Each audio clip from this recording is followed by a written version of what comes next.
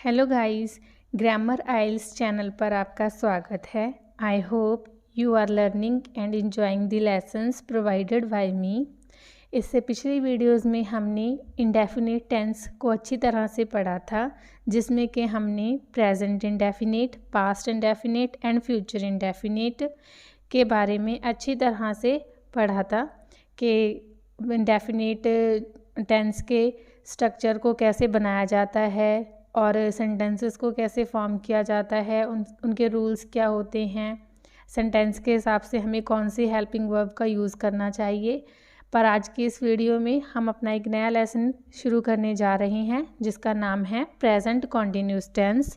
Present continuous tense को present progressive tense भी कहा जाता है। अब ये हुई ना नॉलेज वाली बात। तो अब आपको पता चल गया ना कि प्रेजेंट कॉन्टिन्यूस टेंस को और क्या कहा जाता है, प्रेजेंट प्रोग्रेसिव टेंस। अब इसकी पहचान कैसे होती है? जिन वाक्यों के यानी कि जिन सेंटेंसेस के लास्ट में, अंत में ये शब्द होते हैं, जैसे कि रहा है, रही है, रहे हों आदि शब्द पाए जाते हैं, तो इसका मतलब है कि वो प्रेजेंट कॉन्टिन्यूस टेंस है। अब कैसे पता चलेगा? देखो, प्रेजेंट मतलब रहा है, रही है, मतलब अभी ये काम हो रहा है। जो काम अभी प्रोग्रेस में हो, यानी कि वो जो काम चल रहा हो, उसे हम प्रेजेंट कॉन्टिन्यूस टेंस कहते हैं। अब हमारे रूल्स कौन कौन से होते हैं इज़, एम, आर के लिए? सबसे पहले तो कॉन्टिन्यूस टेंस की क्या पहचान होती है? सबसे बड़ी पहचान यही होती है कि उस टेंस के स्टार्टिंग में इज़, एम, आर का यूज़ होता है, साथ ही आई एन जी का। आई एन जी और इज़, एम, आर बताते हैं कि हमारा सेंटेंस प्रेजेंट कॉन्टिन्यूस टेंस है। अब हमने कहाँ पे इज़, एम, आर का यूज़ करना है? तो हम एम का यूज़ कहाँ पे करेंगे? जब हमारा सेंटेंस क्या हो? जब हमारा सेंटेंस आई से स्टार्ट होता हो।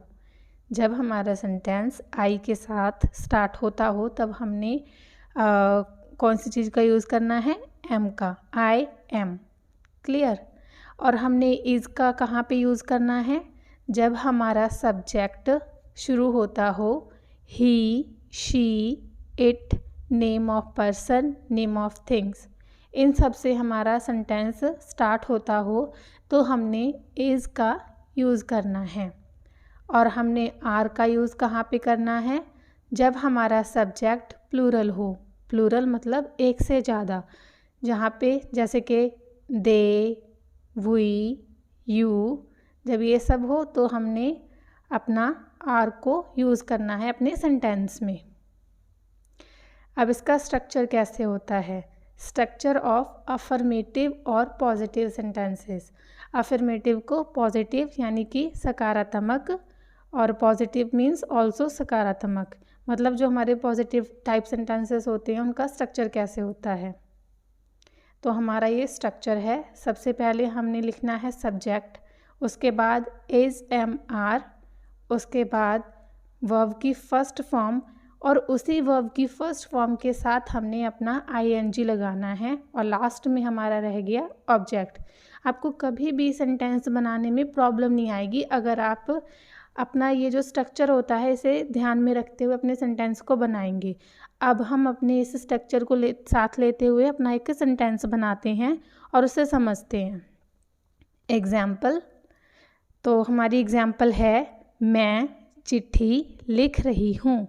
मैं चिट्ठी लिख रही हूँ। अब देखो, इसके लास्ट में आ गया ना रही हूँ, मतलब जो काम अभी हो रहा है, जो काम अभी हो रहा है प्रेजेंट में हो रहा है, मतलब आज जो काम हो रहा है, हमने तभी इस सेंटेंस का और इस स्ट्रक्चर का यूज़ करना है। तो हम इसे इंग्लिश में कैसे लिखेंगे? I am writing a letter. I am writing a letter. अब ध्यान से समझिए, मैं क्या है यहाँ पे? सब्जेक्ट है। तो हमने मैं की जगह पे क्या लिखा? आई के साथ हमने क्या लगाना था? एम। ठीक है।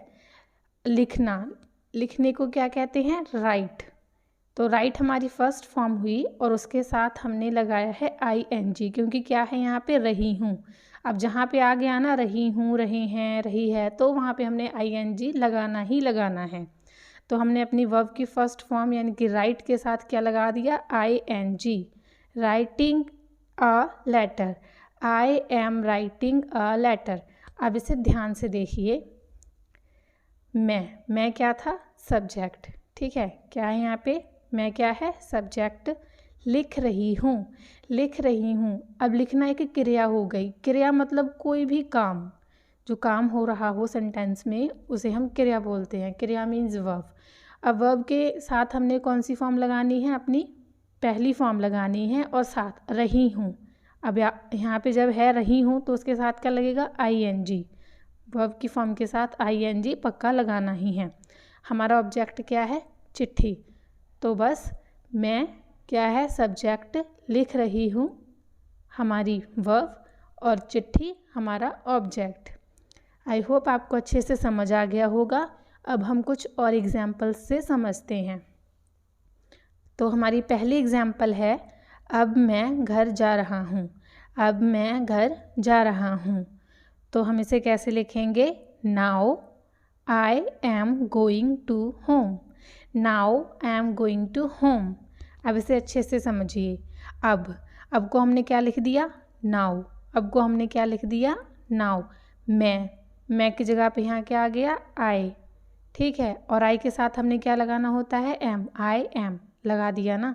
अब जा रहा हूँ, ठीक है, जाने का क्या हो गया, गो, और साथ हमने क्या लगाया, ING, तो क्या हो गया ये, गोइंग टू होम, ठीक है, I am going to home. Next है, सीता स्टेज पर नाच रही है, सीता स्टेज पर नाच रही है, मतलब जो सीता है वो स्टेज पर करंटली मतलब अभी नाच रही है, ना तो वो नाचेगी और ना ही वो नाची थी, वो अभी नाच ही रही है, ठीक है। तो हम इसे कैसे लिखेंगे, सीता, अगर किसी का नेम आ गया, हमने पढ़ा था ना अपने रूल्स में कि अगर किसी पर्सन का नेम हो तब भी हमने क्या यूज़ करना है, इज़। तो सीता के साथ क्या लगाना है हमने, इज़। सीता इज़, नाचना, नाचने को क्या कहते हैं, डांस, ठीक है। और रही है का क्या लगेगा, ING, डांसिंग, ठीक है। स्टेज पर मतलब किसी चीज़ के ऊपर, तो किसी चीज़ के ऊपर हो तो हम क्या लगाते हैं, प्रेपोजिशन में ऑन, ठीक है। तो डांसिंग के बाद क्या लग गया, ऑन द स्टेज, ठीक है। स्टेज आपको पता ही है क्या होती है। तो फिर अब ये पूरे तरीके से क्या बन गया, Sita is dancing on the stage, ठीक है। नेक्स्ट है, राधा खाना बना रही है, राधा खाना बना रही है। अब क्या कर रही है, राधा क्या कर रही है, खाना बना रही है, मतलब अभी ये काम हो रहा है, वो खाना बना ही रही है। तो हम इसे कैसे लिखेंगे, राधा, ठीक है। किसी पर्सन का नेम, अगेन वही बात आ गई ना, अगर किसी का नाम है तो हमने इज़ का यूज़ करना है। राधा इज़, खाना बनाने को क्या कहते हैं, कुक, ठीक है। तो कुक और उसके साथ क्या लगाना है, ING, द फूड, मतलब फूड मीन्स खाना। अब देखो राधा क्या है, राधा यहाँ पे हमारा सब्जेक्ट है, ठीक है। अब उसके साथ हमारी हेल्पिंग वर्ब क्या है, इज़, और हमारी क्रिया यानी कि हमारी वर्ब क्या है, कुक, और उसके साथ हमने क्या लगाना है, ING। कुक क्या होती है, वर्ब की फर्स्ट फॉर्म होती है, ठीक है। और ऑब्जेक्ट यहाँ पे क्या है, फूड। तो समझ में आ गया ना, राधा हमारा सब्जेक्ट है, कुकिंग हमारा जो है वर्ब है, और फूड हमारा ऑब्जेक्ट है। साथ हमने अपना हेल्पिंग वर्ब यहाँ पे इज़ लगाया है और ING लगाया है क्योंकि वो कॉन्टिन्यूस टेंस है, ठीक है। अब आगे हम बात करते हैं नेगेटिव सेंटेंसेस की, मतलब प्रेजेंट कॉन्टिन्यूस के नेगेटिव टाइप सेंटेंसेस की। अब राधा खाना बना रही है, तो इसका ये भी तो हो सकता है राधा खाना नहीं बना रही, ठीक है। तो अब इसके स्ट्रक्चर के बारे में पढ़ते हैं कि इसका स्ट्रक्चर कैसे होता है। इसका स्ट्रक्चर सेम टू सेम हमारे पहले वाले यानी कि पॉजिटिव टाइप सेंटेंसेस का जो स्ट्रक्चर होता है, सेम वही स्ट्रक्चर होता है हमारा नेगेटिव टाइप सेंटेंसेस का। बस फ़र्क सिर्फ इतना है कि यहाँ पे हम नॉट का यूज़ करते हैं अपने इज़ MR के बाद और ING से पहले, ठीक है। तो हमारा सब्जेक्ट पहले आएगा, उसके बाद is MR plus not plus verb की फर्स्ट फॉर्म और उसके साथ ING प्लस हमारा ऑब्जेक्ट, ठीक है। सबसे पहले क्या आएगा, सब्जेक्ट, उसके बाद इज़ MR, उसके बाद नॉट, फिर हमारी वर्ब, ठीक है, वर्ब की फर्स्ट फॉर्म प्लस हमारा ing और उसके बाद ऑब्जेक्ट। तो अब हमारा सेंटेंस है यहाँ पे नेगेटिव टाइप सेंटेंस कि बच्चे नदी में नहीं तैर रहे हैं। तो हमारी एग्जाम्पल है बच्चे नदी में नहीं तैर रहे हैं। क्या है यहाँ पे? नहीं तैर रहे हैं, बच्चे नदी में नहीं तैर रहे हैं। तो अब ये देखने में बहुत लेंथी लग रहा है, पर बिलीव मी ये बहुत आसान है। हमारे कॉन्टिन्यूस टेंस सच्ची में बहुत मज़ेदार होते हैं अगर हम अपने स्ट्रक्चर के साथ अपना सेंटेंस बनाते हैं तो। और ये बहुत आसान है, देखिए इसे। चिल्ड्रन, ठीक है, बच्चे क्या आ गया? चिल्ड्रन। चिल्ड्रन अब एक से ज़्यादा हैं तो हम क्या लगाएंगे? आर, ठीक है। चिल्ड्रन आर नॉट, हमने पढ़ा था ना अपने इज़ एम आर के बाद क्या लगाएंगे? नॉट, ठीक है। आर के बाद नॉट, फिर हमारी वर्ब क्या है? स्विम। स्विम का मतलब होता है तैरना। उसके साथ हमने क्या लगाना है? ing, swimming in the river. River क्या है? हमारा ऑब्जेक्ट है। तो अब हमारे स्ट्रक्चर के हिसाब से इसे कैसे बनाना है वो हमने सीख लिया। अब देखो यहाँ पे, देखो children are not swimming in the river, ठीक है। अब यहाँ पे एक बात और ध्यान देने वाली है कि कई स्टूडेंट्स क्या होता है कि चिल्ड्रन, बच्चे हैं एक से ज़्यादा हैं, तो वो क्या करते हैं? चिल्ड्रन के साथ एस लगा देते हैं, पर चिल्ड्रन अपने आप में ही प्लूरल है। चिल्ड्रन के साथ हमने एस नहीं लगानी, वो खुद ही एक से ज़्यादा है, ठीक है। और इसके जैसे पीपल का मतलब होता है लोग, बहुत सारे लोग, तो उसमें भी हमने पीपल है ना, उसके बाद एस नहीं लगानी। पीपल के साथ हमने एस का यूज़ नहीं करना, ना ही चिल्ड्रन के साथ करना है। इसके अलावा भी ऐसे बहुत सारे वर्ड्स होते हैं जो कि अपने आप में ही प्लूरल होते हैं, उनके साथ एस नहीं लगती। तो फिर हमारा सेंटेंस अच्छे से बन गया ये, children are not swimming in the river. हमारी नेक्स्ट एग्जाम्पल है तुम नहीं सो रहे हो। तुम नहीं सो रहे हो, ठीक है। तो हम इसे कैसे लिखेंगे? अब देखो तुम आ गया, ठीक है, तो हम क्या लिखेंगे यहाँ पे? यू के साथ हमने क्या लगाना है? आर, ठीक है। यू आर नॉट, अब नहीं है तो हम अपने आर के बाद क्या लगाएंगे? नॉट। स्लीपिंग, स्लीप होता है सोना, और रहे हो उसकी वजह से यहाँ क्या लगा दिया? ing। You are not sleeping. अब देखो यहाँ पे जो हमारा यू है वो हमारा सब्जेक्ट है, ठीक है। उसके बाद हमने अपना हेल्पिंग वर्ब लगाया आर, उसके बाद हमने नहीं का नॉट लगाया, फिर हमने अपनी लगाई यहाँ पे वर्ब स्लीपिंग, ठीक है। नेक्स्ट है मैं किताब नहीं पढ़ रहा हूँ। मैं किताब नहीं पढ़ रहा हूँ, ठीक है, यानी कि वो करंटली किताब नहीं पढ़ रहा है, ठीक है।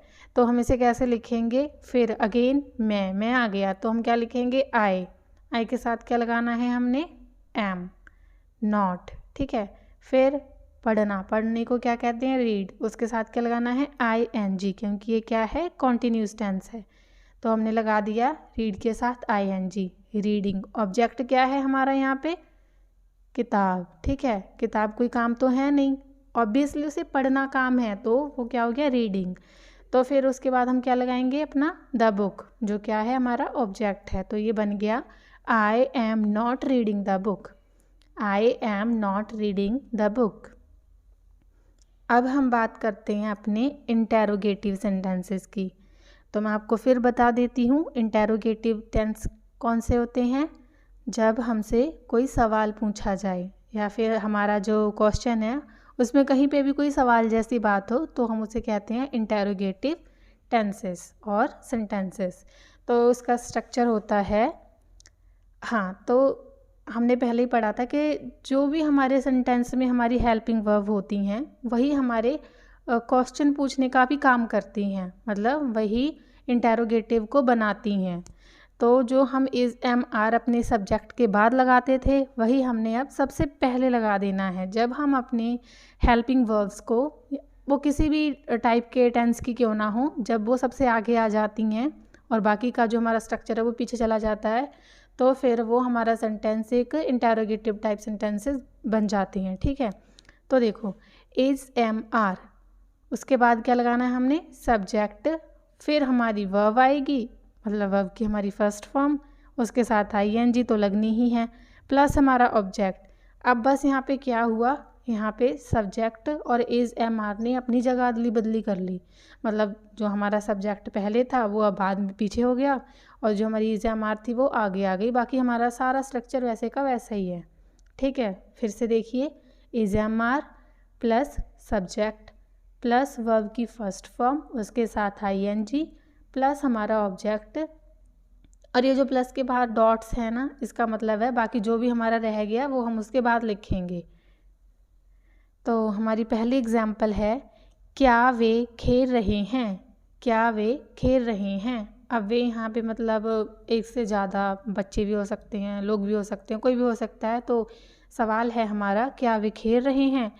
तो अब देखो, जब अब ये क्या है, यहाँ पे वे है, ठीक है, तो हम क्या लिखेंगे, आर, या फिर आप सिंपली ना पहले लिखो इसे पॉजिटिव फॉर्म में। क्या लिखोगे आप, समझो इसे पहले माइंड में कि दे आर प्लेइंग। ठीक है, दे आर प्लेइंग। तो हमने अपना ये बिल्कुल पॉजिटिव टाइप सेंटेंस बनाया था कि दे आर प्लेइंग। अब हमने क्या करना है, हमने बस अपना स्ट्रक्चर जो उल्टा हो गया था वैसे ही कर देना है। हमने क्या करना है, हमारा जो सब्जेक्ट है उसे हम पीछे ले जाएंगे, यानी कि जो हमारा दे है, जो हमने दे पहले बोला था ना कि दे आर प्लेइंग, तो हम दे पीछे ले जाएंगे और जो आर हमने सेकंड नंबर पे बोला था वो हम पहले ले आएंगे। बाकी हमारा सब वैसे का वैसे ही रह गया। ठीक है, तो अब देखिए, आर दे प्लेइंग, अब ये हो गया आर दे प्लेइंग, क्या वे खेल रहे हैं। ठीक है ना। अब नेक्स्ट है, क्या हम जा रहे हैं। कोई बच्चा होता है ना, अपने मम्मी पापा से पूछता है क्या हम जा रहे हैं कहीं पे भी।